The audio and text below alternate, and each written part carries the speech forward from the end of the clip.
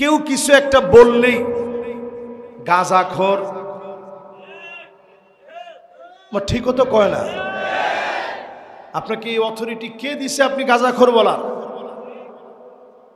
এই যে একটা মানুষের নামে আপনি গাঁজাখোর বললেন, তিনি গাঁজাখোর না হলে বিষয়টা হবে অপবাদ।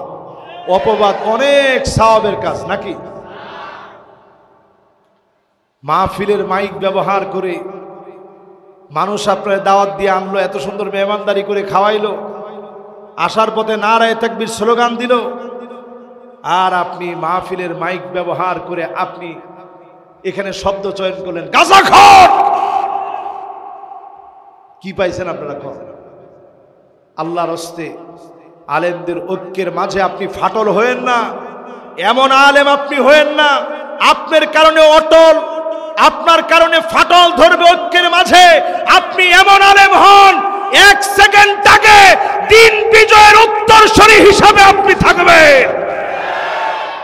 বাংলাদেশে যদি এখনো আপনি শুধরে না যান, আজকের এই মাহফিল থেকে আমি বলি, যদি আগামীর সূর্যোদয় মেঘের কারণে আটকে যায়, দলাদলিকে পোশাক বানায় নিবে। জামাটাকে যেইভাবে আটকায় ধইরা রাখেন, আপনি জামা ছিঁড়ে গেলেও ছিঁড়ে আনেন। এই রকম আমাদের ভিতরে মাঝে মাঝে ইখতিলাফকে জিয়া রাখার জন্য 50 বছর আগের কথা, 100 বছর আগের কথা জিয়া রাখবেন। দর্জির কাছ থেকে সিলায় আইনা নতুন করে ওইগুলা রিপ্লে করবেন, ঠিক কিনা বলেন? কি শুরু করলেন? নবীজি আল্লাহর কাছে কইছে এটা আহওয়ান ওয়া আইসার, আগেরটার চাইতে অনেক সহজ। আমি দেখি এইটা তো আরো বেশি কঠিন, কিন্তু নবীজি সহজ বলছে কেন? যে আল্লাহ আমার উম্মত একসময় না একসময় ঠিক হয়ে যাবে, বড় আশা নিয়ে নবীজি আমাদের জন্য দোয়া করে গেছে, আমরা ঠিক হয়ে যাব। আমার মনে হয় বাংলাদেশের কাঙ্ক্ষিত একটা সময় ঠিক হওয়ার, এখন আর কেউ দলাদলির দিকে যাবেন না, সবাই এক হবেন ইনশাআল্লাহ। দুহাত জোর করে বলবো, এটা আমি ইখতিলাফ লাগানোর জন্য বলছি না, ইখতিলাফ মিটানোর জন্য বলছি, কারো নাম নিয়েও বলছি না। স্পষ্ট আমরা আনানিয়াত বাদ দিব, এটা শয়তানের একটা বড় মাপের চাবি। আয়েশা শয়তান বলে তোর চাইতে বড় জ্ঞানী বড় আলেম আসেনি, তখন হ্যাঁ নিজেকে মনে মনে চিন্তা করে আসলে তো নাই, আমি দেখিনি এত। তখন বলে আমার সামনে বস, একটা পৃষ্ঠা পড়, তোর বাবার ক্ষমতা থাকলে এক পৃষ্ঠা পড়ে যায়। এই যে আপনি যা করলেন, এটাকে আরবিতে শয়তানের পক্ষ থেকে দেওয়া চাবির বহির প্রকাশ বলে। এজন্য আজকে থেকে দোহাই, দোহাত জোর করে করজোরে বলবো, মুসলমানদের কোনো বিজয় বিতর্ক দিয়ে আসে নাই। এরকম হয় নাই যে কাফেররা আপনারা আসেন আমরা আসি, কিতাবাদি স্বপ্নে এবার তোরা যুক্তি দে আমরা যুক্তি দেই, এরকম বিজয় জিন্দেগিতে কোনোদিন আসে নাই।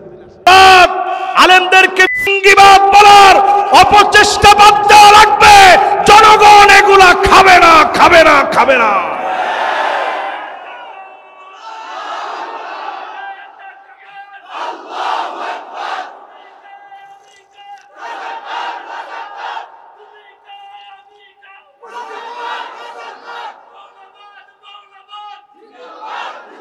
माशाअल्लाह गलियों का तबस्सुम बीना हो बलगल उला बिकमालिही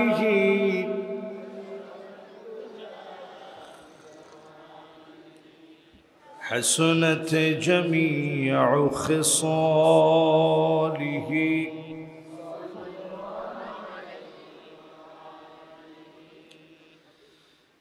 তাকিয়াপাড়া যুব সমাজের উদ্যোগে আয়োজিত নবমতম তাফসীরুল কোরআন মাহফিল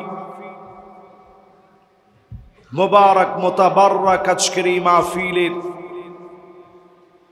সম্মানিত সভাপতি মুহতারামি ওয়া মুকাররমি জনাব মাজহারুল ইসলাম সাহেব, আজকের এই মুবারক মাহফিলের সম্মানিত আলোচক যিনি আলোচনা করেছেন, এতক্ষণ ধরে সার গর্ব আলোচনা রেখেছেন, হযরতুল আল্লাহ মাওলানা আবুল কাসেম সাহেব দামাত বারাকাতুহুমুল আলিয়া মুহাদ্দিস ফেনী হুসাইনিয়া মাদ্রাসা ফেনী লালপুর,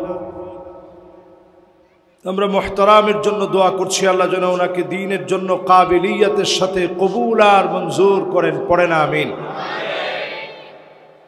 আজকের এই মুবারক মাহফিলে কথা বলেছেন মাওলানা নিজামউদ্দিন আনসারী হাফিজাহুল্লাহ ওয়া রাআহ, খতিব বাড়াইরহাট কেন্দ্রীয় জামে মসজিদ।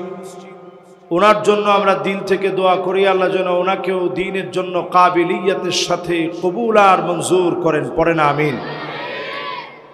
আলোচনা রেখেছেন হাফেজ মাওলানা গোলাম মোস্তফা হাফিজাহুল্লাহ ওয়া রাআহ, ওনাকেও আল্লাহ রাব্বুল আলামিন দ্বীনের জন্য কবুল আর মঞ্জুর করেন। পড়েন আমিন। উপবিষ্ট হয়েছেন হাজারাত উলামায়ে কেরাম, ফুদালায়ে আযম, যতজন মাদ্রাসার তালেবুল ইলম আজকের এই মাহফিলকে আলোকিত করেছে, আসাতিজা ইজামদের সম্মানে মাহফিল সৌন্দর্য মণ্ডিত হয়েছে। এই মুবারক আয়োজনে যুবকদের আগ্রহ এবং উদ্দীপনার মধ্য দিয়ে এই মাহফিলটা আজকের এই কেন্দ্রবিন্দুতে রূপান্তরিত হয়েছে। মুরব্বিয়ানে ইজামদের সহযোগিতায় এই মাহফিলটা আলোকিত হয়েছে। যতজন আজকের এই মাহফিলে আসছেন, মাইকের আওয়াজ যে পর্যন্ত যাচ্ছে, পর্দার অনন্ত আড়ালে শ্রবণরতা মা এবং বোনেরা যারা আমাদের কথাগুলো শুনছেন, সকলকে জানাচ্ছি উহাইয়িকুম বিতাহিয়্যাতিল ইসলাম, আসসালামু আলাইকুম ওয়া রাহমাতুল্লাহি ওয়া বারাকাতুহু।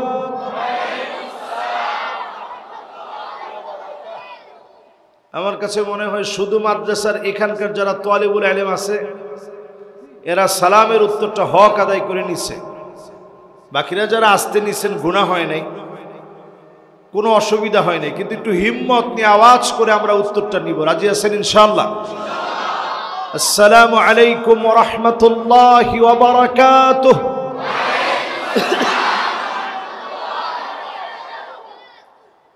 যে মহান মালিক দয়া করে মায়া করে আজকের এই মাহফিলে আমাদেরকে এনে বসিয়ে দিলেন, মহিয়ান গরিয়ান রাজাদিরাজ আল্লাহ সুবহানাহু ওয়া তাআলার আলী শান দরবারে নতশিরে অবনত চিত্তে শুকর গুজারি আদায় করি।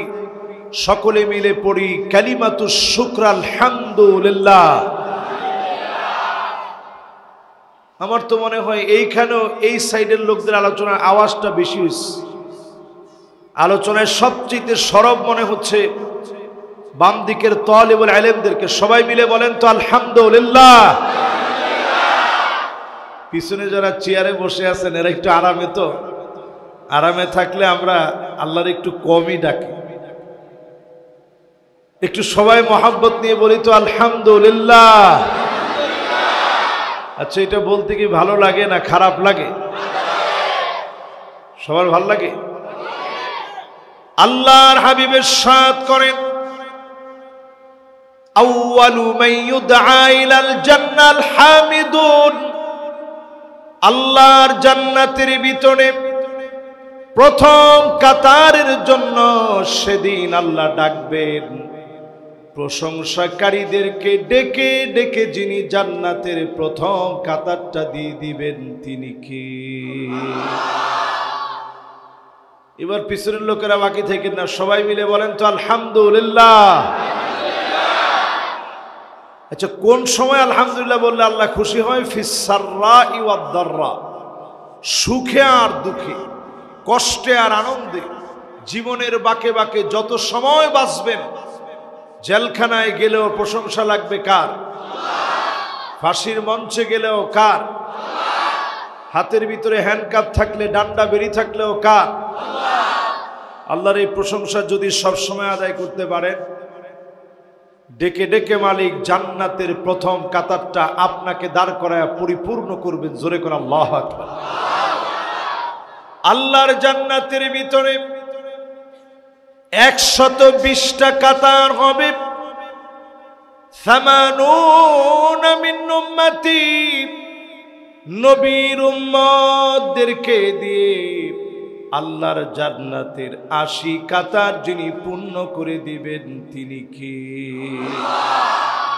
এবার একটু বুঝে শুরুতে বলেন তো দেখি, ৮০ কাতার পূর্ণ হবে কাদেরকে দিয়ে? সবাই তো একটু আশা নিয়ে বলতে পারলেন না, কাদেরকে দিয়ে? একটু বুকে হাত দিয়ে এখন আমাদেরকে দিয়ে। কাদেরকে দিয়ে? আল্লাহু আকবার।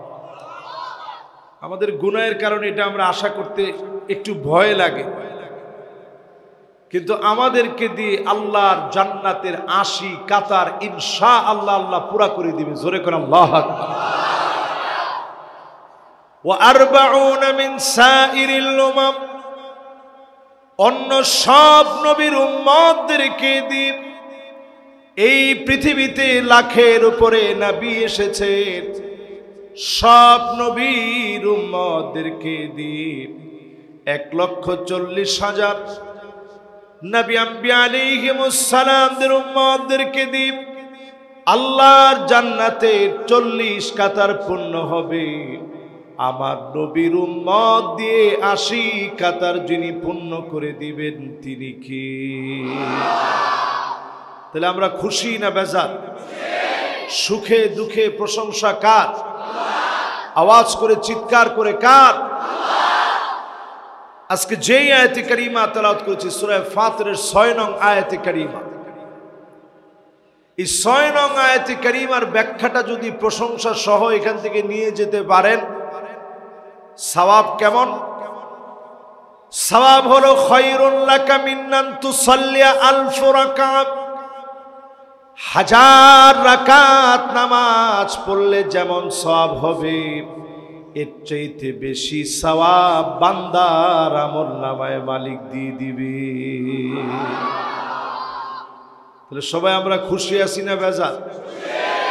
এ মাহফিলে যারা বসলাম ৫০% শুনে কারা কারা বাড়ি চলে যাবেন হাত উঠায় দেখান। এই জন্য ৫৪ বছরে আমগো দশা এরকম। এতক্ষণ ওয়াজ করলাম, এরপরে ৫০% শুনে কে কে চলে যাবেন বেগিনে হাত উঠাইছে।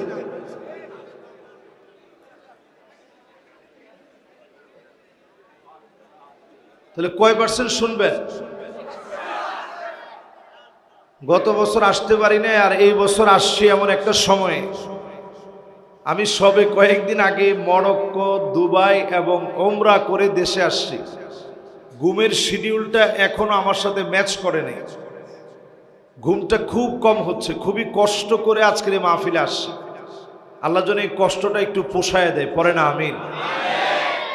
এই যে এতগুলা ভাই বসছেন, আপনাদের প্রত্যেকটা চাহনিতে দোয়া আছে যে হুজুরের কথাগুলো সুন্দর হোক, সাউন্ডটা সুন্দর হোক, আমাদের হৃদয়ের ভিতরে কথাগুলো গেঁথে যাক। যদি আজকের এই মাহফিল থেকে একটা নতুন কথা নিয়ে বাড়ি যেতে পারেন, ১০০০ রাকাত নামাজ পড়লে যেমন সওয়াব হবে, এর চাইতে বেশি সওয়াব বান্দার আমলনামায় আল্লাহ দিয়ে দিবেন। এই দেখছেন, এখনো বলছি অধিকাংশ লোকই আপনার হাত উঠাইছেন।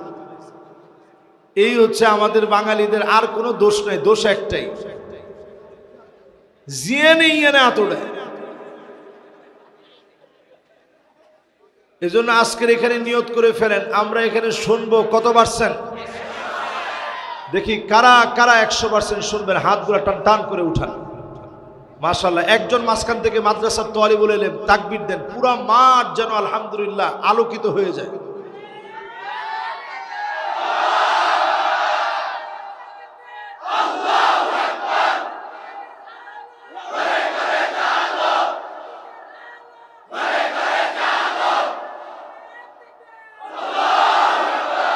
মাশাআল্লাহ, কোন গায়ে দিছে দেখি। মাশাআল্লাহ, বসেন বাসান বসেন।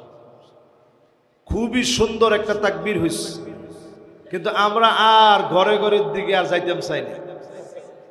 আর কত ৫৪ বছর শুধু ঘরে ঘরে গেল, আমরা এবার কোরআন সুন্নাহর আলো একেবারে ডাইরেক্ট পার্লামেন্টে আমরা জ্বালাইতে চাই। স্লোগানটা এরকম দিতে পারবেন নি? কে পারবেন একটু দেন শুনি।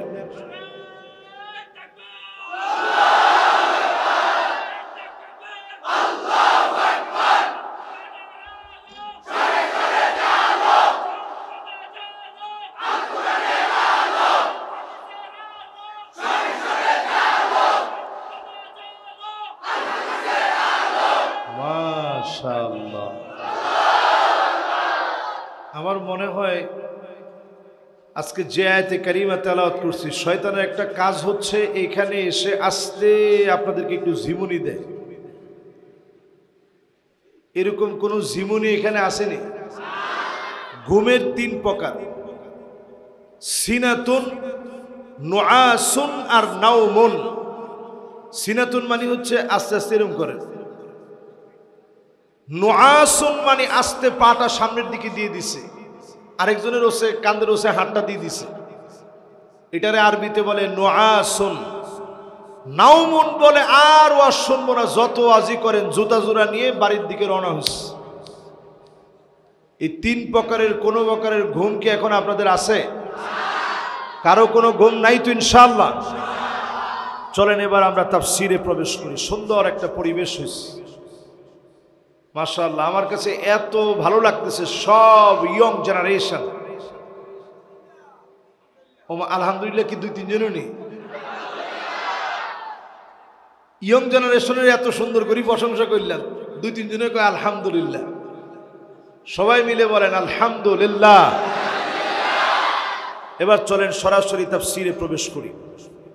ইন্নাশ শাইতানা লাকুম আদুন ফাত্তাখিযুহু আদুওয়া। আল্লাহ বলেন নিশ্চয়ই শয়তান তোমাদের জন্য শত্রু, শয়তানের শত্রু বানায় নাও। আল্লাহ অর্ডার করলেন শয়তানের শত্রু বানাও। জমিনের ভিতরে মিনাল জিন্নাতি ওয়ান নাস, মানুষদের ভিতরে এমন কিছু মানুষ আছে যারা নিজেরা কুমন্ত্রণা দেয়। জিন যেমন কুমন্ত্রণা দেয়, শয়তান যেমন কুমন্ত্রণা দেয়, মানুষের মাঝে এমন কিছু মানুষ আছে যারা কুমন্ত্রণা দিবে। এই মানুষগুলাকে চিহ্নিত করে এদের কাছ থেকে যদি আপনি নিজেরে বাঁচায় চলতে পারেন, আগামীর পৃথিবীতে অবশ্যই যিনি মুসলমানদেরকে বিজয়ী বানাবেন তিনি কে? এই পয়েন্টটা এখন আপনাদের সামনে নিয়ে আসতে চাই। খুব সন্নিকটে অচিরেই মুসলমানদের বিজয় আসতেছে। জোরে করে আল্লাহু আকবার। শয়তানের সব রণকৌশলগুলো ব্যর্থ হয়ে যাচ্ছে। যত মুসলমানের পিঠটা দেওয়ালে ঠেকে গেছে, হাহাকার আর মুসলমানের কান্নার আওয়াজ যত বেড়ে গেছে, বুঝে নেবেন তত বেশি যার সাহায্য সন্নিকটে চলে আসছে তিনি কে? বাংলাদেশের দিকে তাকায় দেখেন মুসলমান, 16টা বছর এমন অবস্থা ছিল, কত ঘরের ভিতরে স্বামী যেতে পারে নাই, সন্তানটাকে বুকে জড়ায় আদর করতে পারে নাই। কতজন বিভিন্ন বাড়ির ছাদের মধ্যে ঘুমিয়েছে, বিভিন্ন পুকুরের পাড়ে মশার কামড় খেয়ে ঘুমিয়েছে, কবরের পাড়ে গিয়ে পাশে গিয়ে মানুষ জীবিত হয়ে শুয়ে রয়েছে, আর ডাক দিয়ে দিয়ে বলেছে ইয়া লাইতানি মাকানা, হায় আল্লাহ এই জায়গায় তুমি আমাকে নিয়ে যাও না কেন? দুঃখ আর কষ্ট থেকে, আবেগ থেকে বলেছে মালিক কবরের মধ্যে তুমি আমাকে নিয়ে যাও। দুনিয়ার জীবনে আর থাকতে চাই না। জুলুম নির্যাতন যখন এমন হয়েছে, জালেমদেরকে সমূলে মূলোৎপাটন করে নতুন সূর্যোদয় যিনি দিয়েছেন তিনি কি? এই নতুন সূর্যোদয়কে আগামীর বিজয় বানাতে, 9টা পদক্ষেপ আমাদের আজকে থেকে নেওয়া লাগবে। জোরে কোন কয়টা? সবাই বলেন কয়টা? আমি এটা এখানে বসে বসে আইসা লিখলাম। এই 9টা পদক্ষেপ যদি আজকের এখান থেকে আপনাদেরকে বুঝাই দিতে পারি, আমার ছোট ছোট তালেবুল ইলম সহ, এটা মাদ্রাসার একটা ফুটন্ত গোলাপ ফুলের বাগান। আমার সম্মানিত প্রিন্সিপাল মোহতামিম সাহেবের সাথে আমার কথা হলো। এখানে 1700 মতো ছাত্র না? মাশাআল্লাহ, আমার মনে আছে। দেখেন ছোট্ট এই বাগানটার ভিতরে 1700 তালেবুল ইলম। এক একটা তালেবুল ইলম আল্লাহর কাছে এত দামি। ওয়া ইন্নাল মালাইকাতা লা তাদাউ আজনিহাতাহা রিদান লিতালিবিল ইলম। এক একটা ছাত্রের জন্য আল্লাহ পাক ফেরেশতা নিযুক্ত করে দিয়েছে ডানা বিছায়া রাখার জন্য। আল্লাহু আকবার। এরকম একটা ফুটন্ত বাগানে আজকে 8টি পদক্ষেপের কথা আপনাদের সকলকে নিয়ে আমি শেয়ার করতে চাই। জোরে বলেন কয়টা? তাই 9টা না, 8টা। কয়টা? 8টা পদক্ষেপ। 1 নাম্বার আল ঈমান আস-সাদিক, নির্ভেজাল ঈমান লাগবে। কোন বিজয় আল্লাহ পাক মুনাফিকদেরকে দেয় না। নির্ভেজাল ঈমান নিয়ে আজকে যদি হাজিরা দিতে পারেন, অবশ্যই যিনি ইসলামপন্থীদেরকে বিজয়ী বানায় দিবেন তিনি কি? নির্ভেজাল ঈমান মানে কি? মান ক্বালা লা ইলাহা ইল্লাল্লাহ খালিসান মিন কলবিহি, মন থেকে কালেমা পড়বেন, কালেমার বিজয়ের জন্য কাজ করবেন। আজ বাংলাদেশের দিকে তাকায় দেখেন, 95% মুসলমানের দেশ। নতুন করে এখন বলা হয় 91% মুসলমানের দেশ। আমরা ছোটকালে শুনছিলাম 95% মুসলমান, এখন শুনি 91% মুসলমান। তাহলে বাকিগুলো গেল কই? মুসলমানের হিস্ট্রিতে এমন কোন রেকর্ড নাই কোন ভূখণ্ডে মুসলমান ঢুকেছে সংখ্যা কমছে, এরকম কোন রেকর্ড পৃথিবীর ইতিহাসে নাই। যেখানে মুসলমান ঢুকছে ওইখানে মুসলমান শুধু বাড়ছে। জোরে করে আল্লাহু আকবার। আমাদের দেশে কি সুন্দর পরিসংখ্যান দাঁড় করিয়েছে রাম আর বাম মিলে। তারা আমাদেরকে বোঝায় দিছে যে মুসলমান, এখন মুসলমানদের সংখ্যা 91%। কিছুদিন পরে শুনবেন 80%। এরপরে আস্তে আস্তে আরেকটু কমায় দিবে। এরপরে বলবে যেহেতু এত সংখ্যক অমুসলিম দেশে আছে, কাজেই তাদের রীতিনীতি মুসলমানরা মেনে নেয়। আপনারা তো নাউজুবিল্লাহ এখন আসতে কইছেন। এর সপক্ষে আপনারা যুক্তি নেন উজবেকিস্তান আমাদের বাংলাদেশের মতো দেশ না। ইমাম বুখারীর দেশ উজবেকিস্তান।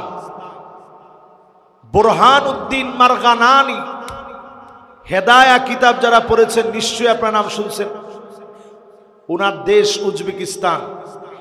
আকীদা নিয়ে যারা কথা বলেন, ইমাম মাতুরিদির দেশ উজবেকিস্তান। এরপরে যদি এরকম আমি নাম বলতে থাকি, ইবনে সিনার দেশ উজবেকিস্তান। এরপরে যদি নাম বলতে থাকি, ইমাম শাসির দেশ উজবেকিস্তান। এরকম অসংখ্য আলেম থাকার পরেও 100% মুসলমানের দেশ হওয়ার পরেও জালেমরা শাসন করতে করতে এমন অবস্থা হয়েছিল, কোরআন পর্যন্ত মাটির উপরে রাখতে পারে নাই, মাটির নিচে চাপা দিয়ে রাখছে। জোরে কর নাউজুবিল্লাহ। এই জন্য প্রিয় ভাইরা আমার, ঈমানুস সাদিক, নির্ভেজাল ঈমান লাগবে। প্রয়োজনে ফাঁসির মঞ্চে যাব, কিন্তু কালেমাকে আমরা বিজয় করে ছাড়বো এমন দৃঢ় প্রত্যয় হওয়া লাগবে। ঠিক কিনা বলেন? যারা দুনিয়া থেকে চলে গেছেন ওনারা যদি আমাদের মতো সুবিধাবাদ জিন্দাবাদ হইতেন, ওনারা তো বলতে পারতেন গলার ভিতরে ফাঁসির দড়ি নেওয়া দরকার নাই, যা করছি জীবনে ভুল করছি। আল্লাহর হস্তে গোপনে গোপনে মাপ চাই, গোপনে গোপনে মাপ করে দেন, কাউরে বলা দরকার নেই। ওনারা ইচ্ছে করলেই দেশ ছেড়ে চলে যেতে পারতেন। বর্তমান যারা দেশ ছেড়ে চলে গেছে তারা দেশের জনগণের নেতা হতে পারে না। একটু তাকায় দেখেন, যারা দেশে ছিল ওনাদের সবার সুযোগ ছিল, আমেরিকায় ভিসা ছিল, ওনারা যেতে পারতেন, কিন্তু ওনারা একজনও গিয়ে থাকে নাই। কারণ তারা প্রত্যেকে বলেছে এই দেশ আমার, যদি মরতে হয় কালেমার জন্য এই দেশে মরবো। জোরে করে আল্লাহু আকবার। সাহাবীর নাম হারাম বিন মিলহান। হারাম বিন মিলহান কে আল্লাহর হাবিব দাওয়াত দিয়ে পাঠালেন। হারাম বিন মিলহান দাওয়াত নিয়ে গেলেন। কাফেরের কাছে গিয়ে যখন কালেমার দাওয়াত দিলেন, কাফের আর দেরি করে নাই, তরবারিটা খুলে ফেলেছে। হারাম বিন মিলহান বুঝে গেলেন এখনই কাফের তরবারি দিয়ে আঘাত করবে। ওনার সাথে কোনো তরবারি নাই, আগেই তরবারি জমা দিয়ে আসতে হয়েছে। খালি হাতে কালেমার দাওয়াত দিতে গিয়েছেন। হারাম বিন মিলহান দাওয়াত যখন দিয়েছেন, কাফের তরবারি বের করে ফেলেছে, মাথার মাঝ বরাবর আঘাত করেছে। দর দর করে রক্তগুলা ঝরা শুরু হয়ে গেছে। আর দেরি নাই, রক্তগুলার ভিতরে হাত দিয়ে হারাম বিন মিলহান বলতেছে, ফুস্তু রাব্বিল কাবা, ও কাবার মালিক আপনি সাক্ষী হয়ে যান, আমি বিজয়ী হয়ে গেলাম। কোরআন হাদিসের দাওয়াত দিতে এসে, কালেমার দাওয়াত দিতে এসে রক্ত হয়ে গেলাম। আশা করি যিনি মাফ করে বিজয়ী বানায় দিবেন তিনি কে? এই জন্য এক নাম্বার যেটা লাগবে আগামীর পৃথিবীর নেতৃত্ব আর বিজয়ের জন্য, ঈমান আস-সাদিক, সত্য ঈমান লাগবে। জোরে কোন কেমন ঈমান? আরো জোরে কোন। এখন আপনার ঈমান যদি এমন হয় যে ঈমান মূর্তির কাছে গিয়ে নড়বড় হয়ে যায়, আরে ঠিক তো এখন ৩-৪ জনে কয়, সবাই মিলে কন আমার ঈমান এমন নড়বড় ঈমান হবে না। যে ঈমান গিয়ে মূর্তির সামনে নড়ে যাবে, এমন ঈমানের নাম ঈমান সাদিক হতে পারে না। আপনি যদি মূর্তির সামনে আপনাকে যেতেই হয়, আপনি সেখানে গিয়ে বলবেন, আপনাদের খাবার কেনার যদি কোনো শর্ট পড়ে, আপনাদের মধ্যে যদি কেউ দরিদ্র থাকেন, কেউ যদি অভাবী থাকেন, ক্ষুধার্ত থাকেন, অসুস্থ থাকেন, চিকিৎসার জন্য মুসলমানদেরকে বলবেন আমার ধর্ম এমন ধর্ম যে ধর্ম বলে আপনার চিকিৎসা করায় দিলেও সওয়াব হবে। বলেন আল্লাহু আকবার। আপনি কি মূর্তির প্রশংসায় বললেন না যে যখন আমাদের দেশে গজে চড়ে মা দুর্গা আসে তখন দেশের ফলন ভালো হয়? ঠিক কিনা বলেন? তাহলে এক নাম্বার বিজয়ের জন্য যেটা দরকার সেটার নাম ঈমান, আল ঈমান আস-সাদিক। বলেন আল ঈমান। কেমন ঈমান লাগবে? জোরে কোন কেমন ঈমান লাগবে? এবার আসেন প্রিয় ভাইয়েরা, দ্বিতীয় নাম্বারে। কষ্ট নি আপনি গো, আল্লাহ জানে। বেশিক্ষণ না, মাশাআল্লাহ, এই তো 10টা 27 বাজে। আর ধরেন বেশির থেকে বেশি আধা ঘন্টা একটু আপনি করে কষ্ট দিব আর কি। না না না, কি আরো কয় ঘন্টা শুনবেন? আরো 3 ঘন্টা। কেন? এরকম শত্রু যদি 5-6 জন থাকে, চিন্তা করছি নি কারবারটা।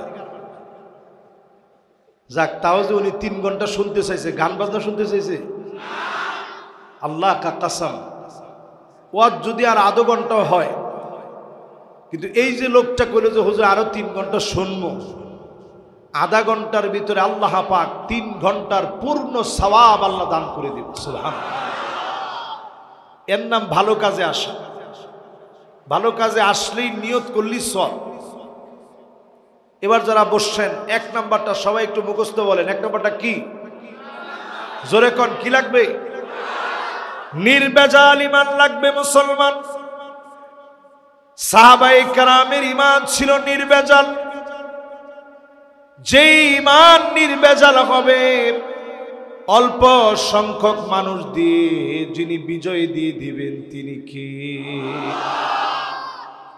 2 নম্বরে লাগবে আত-তাদহিয়া, কোরবানি লাগবে। জোরে কোন, কি লাগবে? আরেকটু জোরে কোন, কি লাগবে? আল্লাহ নবী শিয়াবে আবি তালেবের ভিতরে গাছের পাতা পর্যন্ত খেয়েছেন। আল্লাহ নবী কষ্ট করে ক্ষুধার যন্ত্রণায় ত্রাহি ত্রাহি করেছেন। ছোট ছোট শিশু বাচ্চাগুলার পেটগুলা পিঠের সঙ্গে লেগে গেছে। এত পরিমাণ যন্ত্রণা সেই শিয়াবে আবি তালেব দিনের পর দিন নবীজি জেল খেটেছেন। যেই নবীকে দেখলে হৃদয় ঠান্ডা হয়ে যেত, এমন নবীকে মেরে ফেলার জন্য তারা ষড়যন্ত্র করেছে। দারুন নদওয়াতে বসে ষড়যন্ত্র করা হলো। আল্লাহ নবীকে আল্লাহ জানায় দিলেন হিজরত করা লাগবে। وَإِذْ يَمْكُرُ بِكَ الَّذِينَ كَفَرُوا لِيُثْبِتُوكَ أَوْ يَقْتُلُوكَ أَوْ يُخْرِجُوكَ। নবী আপনাকে তারা জেলখানার ভিতরে বন্দী করবে। আওয়াজ করে বলেন, কোথায় বন্দী করবে? 2 নম্বরে আল্লাহর কোরআন বলতেছে নবী তারা আপনাকে হত্যা ষড়যন্ত্র করবে। নাউজুবিল্লাহ, একটু জোরে কোন। 3 নম্বরে কোরআন বলছে নবী তারা আপনাকে বের করে দিবে। আল্লাহর নবীর আর বুঝতে বাকি নাই, আর মক্কায় থাকা হবে না। আল্লাহর নবী বিশ্ব নবী, নবী আমার মুহাম্মাদুর রাসূলুল্লাহ সাল্লাল্লাহু আলাইহি ওয়াসাল্লাম মক্কা থেকে হিজরত করে মদিনায় গেলেন। কোরবানি শুরু করে দিলেন। একটার পর একটা পরীক্ষা দিলেন। এই পরীক্ষার মাধ্যমে যিনি দিনকে বিজয়ী বানায় দিলেন তিনি কে? বাংলাদেশে অনেকগুলা পরীক্ষা এই পর্যন্ত হয়েছে। শাপলা চত্বরের পরীক্ষার কথা আপনাদের মনে আছে? জোরে কোন, মনে আছে? এই পরীক্ষার কথা দেখেন, ছোট ছোট বাচ্চারা এরাও বলছে হুজুর মনে আছে। অনেকের হয়তো ওই সময় জন্ম হয়নি, কিন্তু তারা এটা শুনছে। কেমন যেন আসহাবে ফিল, আব্রাহার বাহিনীকে যেভাবে ধ্বংস করা হয়েছে, এই ঘটনা যেমন পরবর্তী সময়ে সবাই মনে রেখেছে, জালেম স্বৈরাচারের প্রত্যেকটা ঘাত সবাই মনে রেখেছে। একটু চিন্তা করে দেখেন, ওই শাপলা চত্বর দিয়ে তারা কিন্তু আমাদেরকে হারায়া দিতে পারে নাই। এই ছোট ছোট বাচ্চাগুলা তার প্রমাণ। কোরবানির রক্ত কখনো মানুষ ভুলে যায় না, বৃথা যেতে দেয় না। যিনি বিজয় দেন তিনি কে? উদাহরণ নেন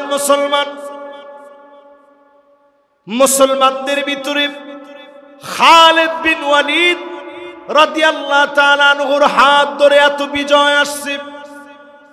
মুতার প্রান্তে 19টা তরবারি ভেঙে ফেলেছে। তারপরে যিনি মুসলমানদেরকে বিজয় দিয়েছেন তিনি কে? পরীক্ষিত সেই সময়ের পরাশক্তিকে মুসলমান হারায় দিচ্ছে। ছোট্ট একটা ছুরি দিয়ে তারপরে খালিদ বিন ওয়ালিদ খেলে এইভাবে ঘুরাইছে আর মারছে। কোরবানি কথা বলে, যিনি বিজয় দান করেন তিনি কে? ওই যুদ্ধে রাসূলুল্লাহ সাল্লাল্লাহু আলাইহি সাল্লামের পালক পুত্র যায়েদ রাদিয়াল্লাহু তাআলা আনহু পালক পুত্র হওয়ার পরে ওই যুদ্ধের মধ্যে শহীদ হয়েছে। জাফর আত-তাইয়ার শহীদ হয়ে গেছে, আব্দুল্লাহ বিন রাওয়াহা শহীদ হয়ে গেছে। নবীজির এত এত আপন লোকগুলা শহীদ হয়ে গেছে। একজন শহীদ হয়ে কোরবানি যখন দিয়েছে, রক্ত যখন জমিনে পড়েছে, আরেকজনের হাত কাঁপে নাই, মুখ দিয়া পর্যন্ত, দাঁত দিয়া পর্যন্ত জাফর আত-তাইয়ারের হাতগুলা কেটে গেছে। দাঁত দিয়া কালেমার জান্ডাটাকে আটকায় রেখেছে। এজন্য জান্নাতে পাখা দিয়া যিনি উড়ায় দিয়েছেন তিনি কে? জমিনের ভিতরে কোরবানি লাগবে। আপনি একটু চিন্তা করে দেখেন আপনার কোরবানি কি? এই জমিনে আপনি দিন কায়েম করতে চান, কি কোরবানি আপনি দিয়েছেন? যদি আপনার কোরবানি থাকে, আপনি নিশ্চিত জেনে রাখেন আজ কিংবা কাল যিনি অবশ্যই কালেমার পতাকাকে বিজয়ী বানায় দিবেন তিনি কে? তাহলে আমি 8টা বিষয় বলবো। গেছে কয়টা? কষ্ট হননি? বাকি আছে কয়টা? এবার 2টা একটু পড়া দেন। 1 নাম্বারটা কি? মাশাআল্লাহ, লিল্লাহে তাকবীর। আমার মনটা ভরে গেছে আলহামদুলিল্লাহ। কিসের কি? মাহফিলে আসলে শরীর সুস্থ হয়ে যায়, আলহামদুলিল্লাহ কর। 2 নাম্বারটার নাম কি? এটা আমরা যে কোরবানি দিই গরু খাই এটা না। আমরা যে কোরবানি দিই গরু খাই, পুরো 1 বছর লাগাই, ফ্রিজের মধ্যে রাখি, 1 বছরে এমন অবস্থা হয় পরের বছর গোস্ত পছন্দ ধরে যায়। ফ্রিজ পরিষ্কার করার সময় দেখে কিরে গন্ধ হয় না ছোটের। এই কোরবানি না। সামান্য ধুলিবালি যদি আপনি দিন বিজয়ের জন্য পায়ে লাগান, সহিহ হাদিসে নবীজি বলেন, সহিহ হাদিসে নবীজি বলেন, হারামাহুল্লাহু আলাইহিন নার, যার পা ধুলায় মলিন হবে দিন বিজয়ের জন্য, এমন লোকের জন্য যিনি জাহান্নামের আগুন হারাম বানায় দিবেন তিনি কে? আজকে থেকে একটু চেষ্টা করে, ইনশাআল্লাহ তো আসতে না কইলেন, জোরে কর। এবার পরেরটায় চলেন। 3 নাম্বার। কয় নাম্বার? আল আখযু বিল আসবাব, সবব গ্রহণ করা লাগবে। যেখানে অস্ত্র লাগার অস্ত্র লাগাবেন, যেখানে চোখের পানি দরকার চোখের পানি ফেলবেন। অস্ত্র লাগানোর কথা বলছি, অনেকে আবার বলবে হুজুর ডাইরেক্ট অস্ত্রের কথা বলে দিছে, এত হালকা কথা বললে তো চলতো না। এই যে দেখেন আমার পকেটে 2টা অস্ত্র আছে।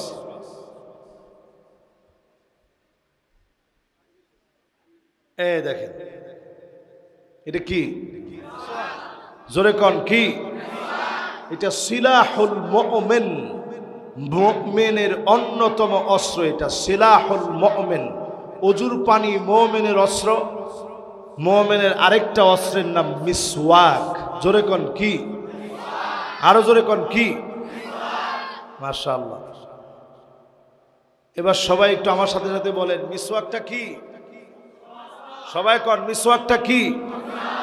এরকম আরো অনেক অস্ত্র হইতে পারে, দুনিয়াবি জাগতিক অনেক অস্ত্র হতে পারে।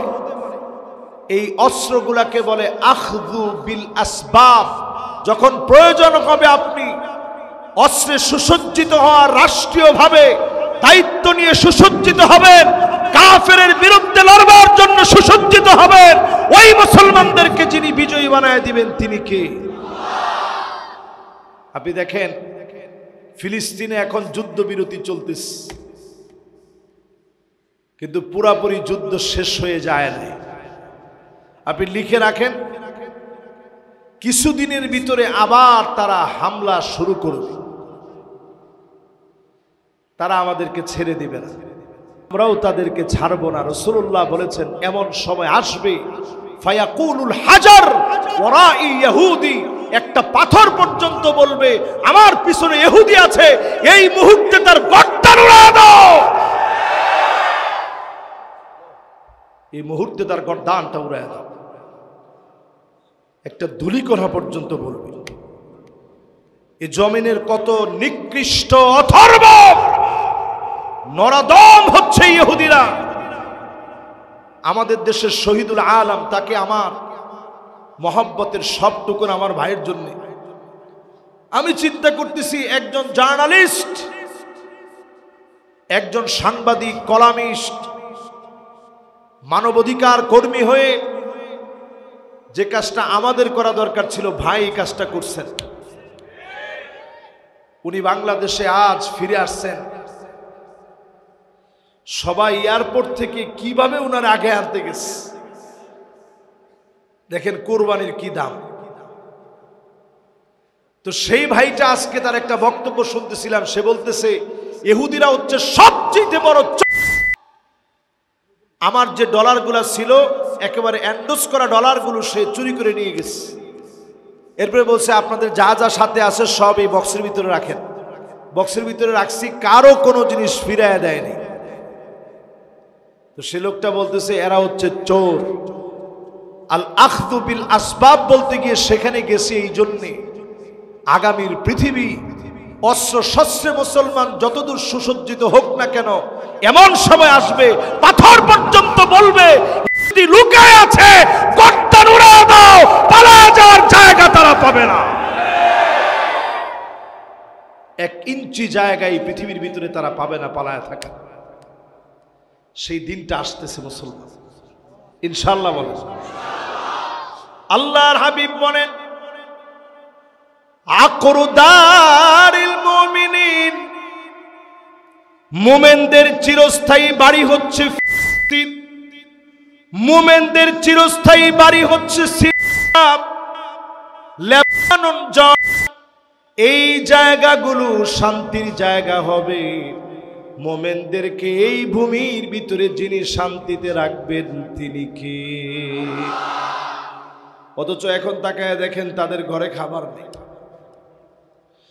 এই পৃথিবীর ভিতরে 2 কোটি মুসলমান আজকের রাত্রিতে মার খাচ্ছে। আজকের রাতে 2 কোটি মুসলমান, গুগলে সার্চ করে আজকে বাড়িতে গিয়ে দেখবেন 2 কোটি মুসলমান আজকের রাত্রিতেও মার খাচ্ছে। আপনি আমি নামাজই পড়ি নাই। 20 কোটি মুসলমানের ঘরের মধ্যে খাবার নাই, শরণার্থী হয়ে গেছে, মাথার উপরে ছাদ নাই। 20 কোটি মুসলমানের মাথার উপরে ছাদ নাই। আমি ওয়ার্ল্ডের অনেক শরণার্থী ক্যাম্পে গিয়েছি।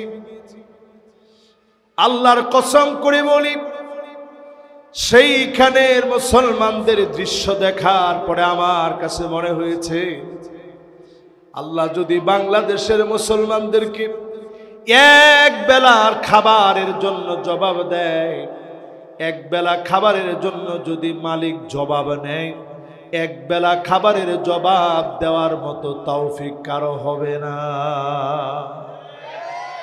পেট পিঠের সঙ্গে লেগে গেছে, চোখগুলা বের হয়ে যাচ্ছে, ক্ষুধার যন্ত্রণায় মুসলমান এত কষ্ট পাচ্ছে। 3 দিন আগে ভিডিও দেখলাম, ছোট্ট একটা ছেলে তার বোনকে, ছোট্ট মানুষ কাদের মধ্যে নিতে পারে না, তারপরেও নিয়ে দৌড়াচ্ছে আর আল্লাহকে ডাক দিয়ে বলতেছে ইয়া আল্লাহ। এই আওয়াজ শুনে আমার ভিতরটা কেঁপে উঠছে। এই প্রত্যেকটা আওয়াজ যদি মালিক আপনাকে প্রশ্নবিদ্ধ করে জিজ্ঞাসা করে, দিন কায়েমের জন্য তোর কতটুকু চেষ্টা ছিল, দিন কায়েমের জন্য কতটুকু অবদান তোমার ছিল, আল আখযু বিল আসবাব, অনুকরণীয় কৌশল তুমি কেন অবলম্বন করো নাই, সেই দিন আপনি আল্লাহর সামনে প্রশ্নবিদ্ধ হয়ে যাবেন। আজকে থেকে নিয়ত করেন, জমিনে যতদিন বাঁচবেন শুধুমাত্র কৌশল অবলম্বন করবেন দিন বিজয় করার জন্যে, এই কৌশলের কারণে দিনকে যিনি বিজয়ী বানায় দিবেন তিনি কে? মক্কা বিজয়ের দিন নবীজি সবচেয়ে বেশি টয়লেট বানাইছে, আর টয়লেটের সামনে লম্বা লম্বা সিরিয়াল লাগায় রাখছে।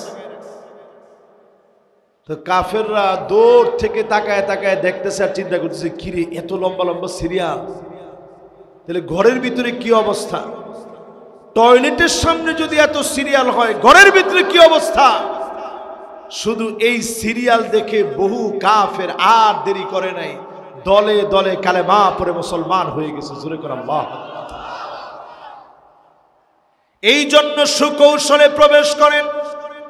ওয়া ইন তুখালিতুহুম ফাইখওয়ানুকুম, মানুষকে আপনি ভাই বানায় নেন।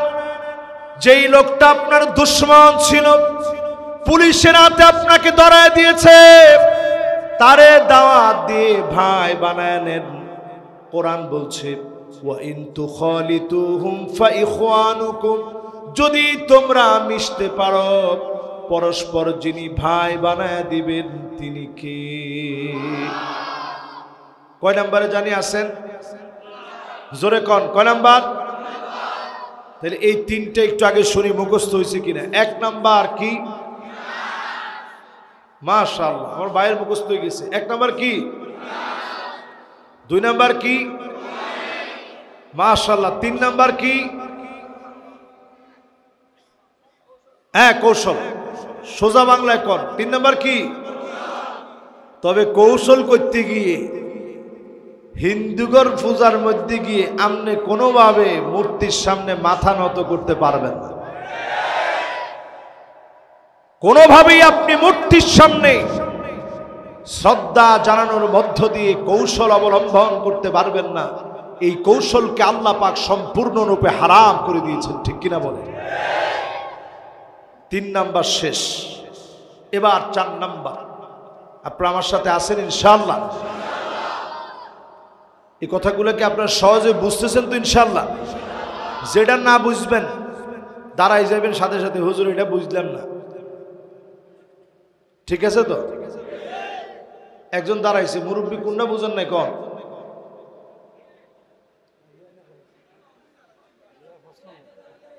কিলে? ও না না না, ঠিক আছে ঠিক আছে ঠিক আছে। আহা, এদুর বয়স আমাদের ওই চাক না, এদুর বয়স ওক না আমগো। এরপরে চাইয়েন মাহফিলে কয়জনে গেছেন আর কয়জনে যাবেন। সুবহানাল্লাহ। আগের দিনে মানুষ বড় নেককার মানুষ, আগের দিনে মানুষ বড় সহজ সরল মানুষ। এই যে দাঁড়াইছে, আমি তো মনে করছি যে কোনো একটা প্রশ্ন আছে। এখন শুনলাম না উনি ব্যথার জন্য দাঁড়াইছে। আল্লাহ ওনার ব্যথা ভালো করে দিক, সুস্থ করে দিক, পরে না আমিন। তাহলে বলেন এবার কয় নম্বরে যাব? আত-তাগলিবু আলা তাকসির, ইবাদতের ক্ষেত্রে আগুয়ান হওয়া লাগবে। 4 নম্বরে ইবাদতে আগুয়ান হওয়া লাগবে। 5 তারিখের আগে তাহাজ্জুদের সময় কাঁদতেন আর বলতেন, আল্লাহ জুলুমের অবসান কি হবে না? জালেমের পতন কি দেখব না? তাহাজ্জুদের নামাজের সময় কাঁদতেন। আর এখন যদি কান্না কমে যায়, যেই সূর্যোদয় আপনি আশা করেছেন, এই সূর্যোদয় যিনি মেঘের আভা দিয়ে ঢেকে দিবেন তিনি কে? মেঘে ঢাকা পড়ে যাবে, সূর্যোদয় আপনি যেভাবে চাচ্ছেন হবে না। সূর্যোদয় যদি হতে হয়, আমাদের প্রিয় আল্লামা যেমন বলে গেছিলেন, এর সুবে সাদিক হওয়া অসম্ভব। আল্লাহ তাআলা সেটাকে কেমন যেন কবুল করতে করতে করতে করতে করতে করতে আল্লাহ তাআলা অনেক পরে আইসা সম্মিলিত মোকাবেলার মাধ্যমে সুবে সাদিক আল্লাহ তাআলা উদিত করেছেন। এরপর সূর্যটা উঠতে গিয়ে উঠতেছে। এখন যদি আগের মতো আল্লাহরে ডাকেন, তবেই যিনি বিজয় দিবেন তিনি কে? বদরের প্রান্তে যুদ্ধ হবে কিছুক্ষণ পরে। সারা রাত ধরে নবীজি চলে গেলেন, মসজিদে আরিশে বদর প্রান্তের খানিকটা সামনে যাদের যাওয়ার সুযোগ হবে দেখে আসবেন। ওই মসজিদে আরিশের ভিতরে নবীজি আমার সিজদার ভিতরে পড়ে পড়ে কাঁদলেন, আল্লাহকে ডেকে ডেকে বারবার বলতেছিলেন, ইয়া হাইয়ু ইয়া কাইয়ুম। হযরত আলী বলেন, আল্লাহর নবীর কান্নার আওয়াজটা আমার কানে এসেছে, আমার কাছে মনে হচ্ছিল আজিজুন কাজিজিল মিরজাল, ফুটন্ত পানি টকবক করে ফুটলে যেভাবে টকবক টকবক করে আওয়াজ হয়, নবীজির ভিতর থেকে এইভাবে কান্নার আওয়াজ হচ্ছে।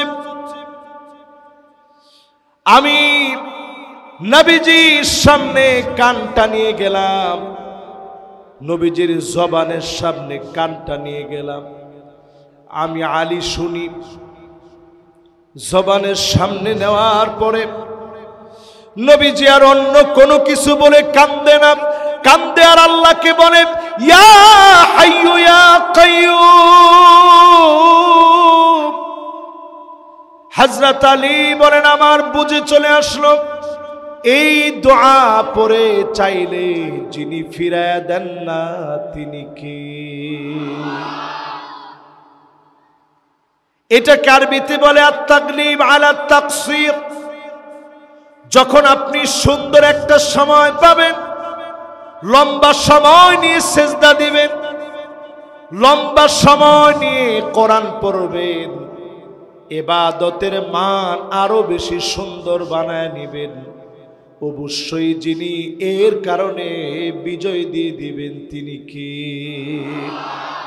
ক নাম্বার? আরে কথা কয় না, ক নাম্বার? এখন আবার এরকম করিয়েন না, সুন্নত বাদ দিয়ে বেরিয়ে গেছেন যে না হুজুর কাম আছে। কি কাম? আমনে কি কাম? কাম এখন আপনি সুন্নত আদায় করেন, আপনার কাজ এই নামাজ দিয়ে আপনি প্রতিষ্ঠা করেন। আপনি দেখবেন রণাঙ্গনে মানুষের মাঝে কথা বলে যা করবেন, আদর্শ প্রচারের কারণে এর চাইতে বেশি কাজ হবে। ঠিক কিনা বলেন? জনসমাবেশ তো সবাই করতেছে, কিন্তু এখন ইসলাম পন্থীদের দিকে সবার একটা ঝোঁক বেড়ে গেছে। আরে কথা কয় না, ঝোঁকটা কেন বাড়ছে? কারণ সবাই বলতেছে ইসলাম পন্থীরা নামাজ পড়ে, এরা ইবাদত বন্দেগী মানার চেষ্টা করে, আর সবার ভিতরে একটা কিউরিসিটি, যেই কথার উপর দিয়ে আল্লাহ বিজয় দিয়েছে। ছোট ছোট বাচ্চারা বলেছে উই ওয়ান্ট জাস্টিস, আমরা আর ইনজাস্টিস চাই না, আমরা ন্যায় ইনসাফ আদালতের বিচার চাই। এবার একটু আমার সাথে সাথে বলেন তো দেখি, ন্যায় ইনসাফের বিচার কি কোরআন হাদিস ছাড়া সম্ভব? 54 বছরে বাংলাদেশে অনেক বিচার আচার আপনারা দেখছেন। ন্যায় ইনসাফের বিচার যদি দেখতে চান, একটা বার অন্তত আপনারা সবাই মিলে কোরআন সুন্নাহর পথকে আপনারা বেছে নেন। ঠিক কিনা বলেন? আমি কিন্তু এখানে কারো কথা বলিনি, মনে কষ্ট নিয়েন না, নিলে কদ্দুর নিলেন, কিন্তু এই কথা পরিষ্কারভাবে জেনে নেন, দুনিয়ার ভিতরে শাসন আসবে 5টা। আমার মিরসরাই ভাষী, এটা মিরসরাই না, আমার মিরসরাই ভাষী 5টা আঙ্গুল আল্লাহর দিকে উঠায় দিয়ে বলেন এই পৃথিবীতে শাসন আসবে কয়টা? দেখি কোন কে কে উড়াইছে আর কে কে উড়েন। অনেকে চিন্তা করছে হুজুর জিয়ান কর, সব রেডি করে রাখছি, আপনি কি কোন 5টা শাসন? শাসন আমরা। এবার আঙ্গুলগুলো নামান, কয়টা শাসন? এবার একটা একটা করে মিলায় দেখেন আসছে কিনা সেগুলো। আপনার মনে কষ্ট পাননি না? আমি কিন্তু কষ্ট দেওয়ালে একটা কথাও বলিয়েন না। 1 নাম্বার শাসন আসবে, আল্লাহর হাবিব বলেন ফিকুম আন-নাবুওয়া মা শা আল্লাহ আন তাকুন। নবুয়তের শাসন এই জমিনে আসবে, নবীরা জমিনের মধ্যে শাসন করবে। আমার নবীকে দিয়ে আল্লাহ শেষ করলেন। খাতামুন নবীন নবী, সমস্ত নবীদের শেষ নবী, যেই নবীর কাদের ভিতরে কাযিররিল হাজারা, কবুতরের ডিমের মতো খতমে নবুয়তের সিলমোহর ছিল। আমার নবী শেষ নবী। আমার নবীর পরে কোনো নবী আসবে না, কোনো রাসূল আসবে না। একটা মুহূর্তের জন্য কেউ দাবি করতে পারবে না আমার নবীর শাসনেই দুনিয়ায় আসবে। আমার নবীর শাসনের মধ্য দিয়ে নবুয়তের শাসন শেষ। তাহলে শাসন কয়টা? সবাই কোন কয়টা?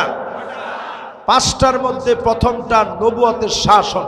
পৃথিবীতে আর আসবে না। দুই নম্বরে নবীজি বলেন, দুই নাম্বার শাসন হবে খিলাফা আলা মিনহাজিন নবুওয়া। খুলাফায়ে রাশিদিন এই জমিনকে শাসন করবে 32 বছর 6 মাস ধরে।